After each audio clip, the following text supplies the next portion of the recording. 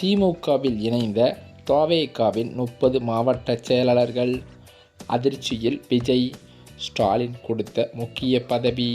தமிழ்நாட்டின் அரசியல் களமானது எப்போதும் எதிர்பாராத திருப்பங்களை கொண்டதுதான். விஜயின் தமிழக வெற்றிக் கழகம் அரசியல் களத்தில் அடியெடுத்து வைத்திருப்பதும், பிரதான எதிர்க்கட்சியான அதிமுக பெரும் பிளவுகளுடன் பலவீனமடைந்து வருவதும், ஆளுங்கட்சியான திமுகவிற்கு உள்ளேயும் வெளியேயும் சவால்கள் எழுவதும் என்று தமிழகத்தில் தேர்தல் நடந்தால் வெற்றி யாருக்கு என்ற கேள்வியை பலதரப்பட்ட மக்களிடம் எழுப்பி வருகிறது. இந்நிலையிலோ கரூர் துயர சம்பவத்தை தொடர்ந்து தமிழக வெற்றிக் கழகம் கட்சியின் அடுத்த கட்ட செயல்பாடுகள், தேர்தல் பணிகள் குறித்து விவாதிக்க சென்னை மாமல்லபுரத்தில் தமிழக வெற்றிக் கழகத்தின் சார்பில் பொதுக்குழு கூட்டமானதும் நடைபெற்று முடிந்ததும் குறிப்பிடத்தக்கது. இந்த சூழ்நிலையிலோ வருகின்ற தேர்தலில் தமிழக வெற்றிக் கழகமானது தனியாக நின்றால் அது வாக்குகளை கணிசமாக, குறிப்பாக இளைஞர்கள் மற்றும் நடுநிலை வாக்காளர்கள் மத்தியில் பிரிக்கும் என்று பெரும்பாலான கருத்து கணிப்பு முடிவுகளும் வெளியாகி வருகின்றன. அதேபோல திமுகவை பொறுத்தவரை அதன் பலமே அதன் நலத்திட்டங்களும் வலுவான உட்கட்சி அமைப்பும் மற்றும் கூட்டணியும் தான். இருப்பினும் இந்த ஆட்சியில் நிலவும் ஊழல் குற்றச்சாட்டுகள் மற்றும் ஆளுங்கட்சியின் மீதான ஒருவித சலிப்புணர்வு ஆகியவை நிச்சயம் ஒரு ஆட்சி எதிர்ப்பு அலையாக மாறும் வாய்ப்புள்ளது. அந்த அலையின் வாக்குகளை யார்தான் அதிகமாக அறுவடை செய்கிறார்களோ அவர்களே திமுகவிற்கு பிரதான போட்டியாளர்களாக மாறுவார்கள். இந்த சூழ்நிலையில்தான் தமிழக வெற்றிக் கழகத்தின் இந்த கூட்டமானது நிறைவடைந்தவுடன் மாவட்ட நிர்வாகிகளுடன் விஜய் தனி அறையில் ஆலோசனை நடத்தியதாக சொல்லப்படுகிறது. மேலும் அதிமுகவுடன் கூட்டணி பற்றிய பேச்சுவார்த்தையை அவர் தொடங்கியதாகவும் சில தகவல்கள் வெளிவந்துள்ளது. தமிழக அரசியலானது வருகின்ற 2026 சட்டமன்ற தேர்தலை நோக்கி பரபரப்பாகவே நகர்ந்து கொண்டிருக்கும் இந்த நிலையில் தவேகாவின் தலைவரான விஜய் திமுகவை அழித்துவிட வேண்டும், அதாவது 2026இல் ஆட்சியை மாற்றம் கொண்டுவர வேண்டும் என்று கங்கணங்கட்டி இருப்பதாகவே தகவல்களும் வெளியாகியிருக்கிறது. அதே சமயம் சமீபத்தில் நடந்த கரூர் துயரத்தில் விஜய்க்கு சட்ட ரீதியாக பல சிக்கல்கள் வந்த நிலையில் அதனை பொறுமையாக கையாண்டு மீட்டு கட்சியை மீட்டெடுத்துள்ளார். மீண்டும் அதாவது அடுத்தடுத்து கட்சியை வலுப்படுத்துவதற்கான பணிகளை விஜய் தீவிரப்படுத்தி இருக்கிறாராம். சமீபத்தில் கரூரில் பாதிக்கப்பட்ட மக்களை விஜய் சந்தித்து பேசியிருந்தார். இதனைத் தொடர்ந்து தமிழக வெற்றிக் கழகம் கட்சியின் அரசியல் பணிகள் வேகம் எடுத்துள்ளதும் குறிப்பிடத்தக்கது. அனைத்து கட்சியினரும் தேர்தல் பிரச்சாரம் மற்றும் கூட்டணி பேச்சுவார்த்தை என மும்மரமாக தேர்தல் களத்தில் இறங்கி பணியாற்றியும் வருகின்றனர். அந்த வகையில் ஒரு பக்கமோ முதல்வர் ஸ்டாலின் தனது கூட்டணியை பலமாக வைத்து கொண்டு திமுகவின் ஆட்சியை மீண்டும் நிலைநாட்டி விடலாம் என்ற எண்ணத்தில் செயல்பட்டு வர, மறுபக்கமோ இபிஎஸ் பாஜகவுடன் கூட்டணியை வைத்து கொண்டு அதிமுக ஆட்சியை நிலைநாட்ட பல திட்டங்களையும் தீட்டி வருகிறார்.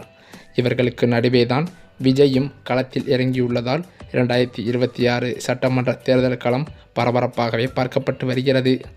இந்த சூழ்நிலையிலோ கரூர் துயரத்திற்கு பிறகு அதிமுக மற்றும் பாஜக உள்ளிட்ட கட்சிகள் தமிழக வெற்றிக் கழகம் கட்சிக்கு ஆதரவு தெரிவித்து வருவதால் என்டிஏ கூட்டணியில் விஜய் இணைய உள்ளதாகவும் கூறப்பட்டு வருகிறது. இன்னொரு பக்கமோ விஜயை என்டிஏ கூட்டணியில் இணைப்பது குறித்து கூட்டணி கட்சி தலைவர்களுடன் ஆலோசித்த பிறகு முடிவெடுக்கப்படும் என அமித்ஷாவும் தெரிவித்திருக்கிறாராம். தமிழகத்திலோ என்டிஏ கூட்டணியை விரிவுபடுத்த விரும்புவதாகவும் கூறியிருக்கிறார். இந்த நிலையில்தான் தவேகாவுடன் கூட்டணி பேச்சுவார்த்தையை தொடங்க எடப்பாடிக்கு அமித்ஷா அறிவுரை கூறியதாகவும் தகவல்கள் வெளியாகியுள்ளது. அது மட்டுமில்லாமல் தமிழக அரசியலில் தற்போது மிக முக்கியமான விவாதமாக மாறியிருக்கிறது என்னவென்றால், நடிகரும் தமிழக வெற்றிக் கழக தலைவருமான விஜயின் அடுத்த அரசியல் நகர்வுதான். அதேபோல 2026 சட்டமன்ற தேர்தல் நெருங்கி கொண்டிருக்கும் நிலையில் திமுகவை எதிர்க்க வலுவான கூட்டணியை உருவாக்க எடப்பாடி பழனிசாமியும் தீவிரமாக முயன்று வருகிறார். அதிமுக கூட்டணியில் தற்போது பாஜக, தமிழ் மாநில காங்கிரஸ், புதிய நீதி கட்சி போன்ற சில கட்சிகள் மட்டுமே தான் இருக்கிறது. திமுக வலுவாக களத்தில் இருக்கும் நிலையில் பெரிய கூட்டணியை உருவாக்க வேண்டிய அவசியமும் அதிமுகவிற்கு ஏற்பட்டுள்ளது.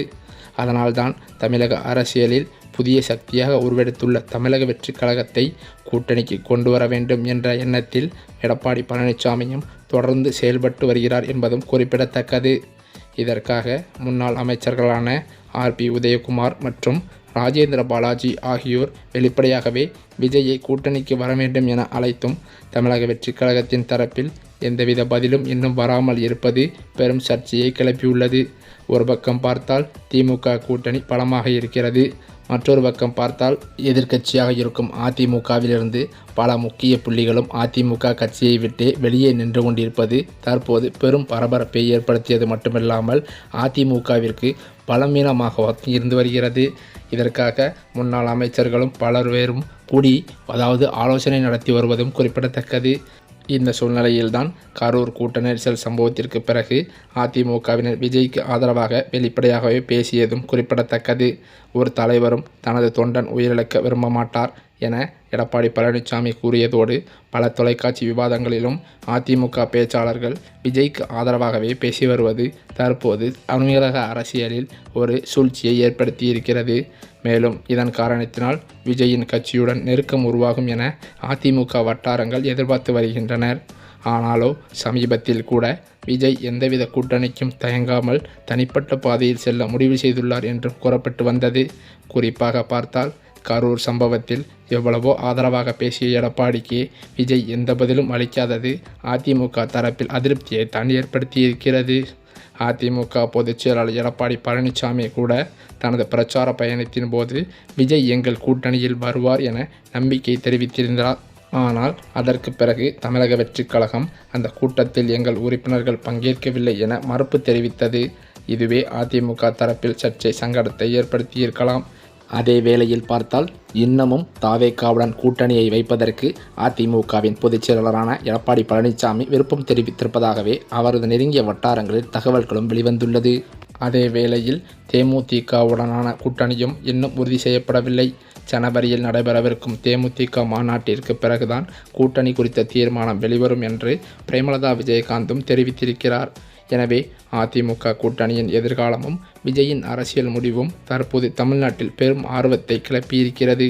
அரசியல் வல்லுநர்களின் கருத்துப்படி விஜய் தன்னை முதல்வர் வேட்பாளராக களமிறக்க திட்டமிட்டுள்ளதால் அதிமுக பாஜக கூட்டணிக்கு இணைந்தால் கொள்கை சுதந்திரம் இழக்கும் அபாயம் உருவாகும் என்பதால் அவர் தன்னிச்சையான பாதையில் பயணிக்க விரும்புகிறார் என்று அரசியல் வட்டாரத்தில் மூத்த தலைவர்கள் மத்தியில் பேச்சுக்கள் அடிபடுகிறது. இவைகளுக்கிடையே அதிமுகவிலிருந்து பிரிந்து சென்ற செங்கோட்டையன், டிடிவி தினகரன், அது மட்டுமில்லாமல் ஓபிஎஸ்ஸுடன் ஒன்றிணைந்து ஒரு தனி கூட்டணி அமைப்பதற்கு ஒருங்கிணைந்து வேலைகளும் நடைபெற்று வருகிறது.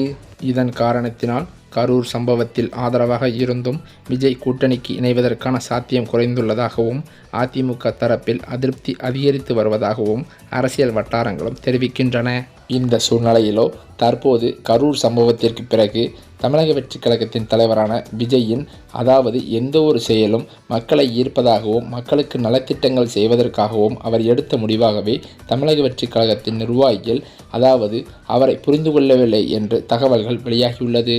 இதனைத் தொடர்ந்துதான் தமிழக வெற்றிக் கழகத்திலிருந்து 30 மாவட்ட செயலாளர்களும் விலகி திமுகவில் இணைய முடிவெடுத்திருப்பதாக அதிர்ச்சி தகவல்கள் வெளியாகியுள்ளது.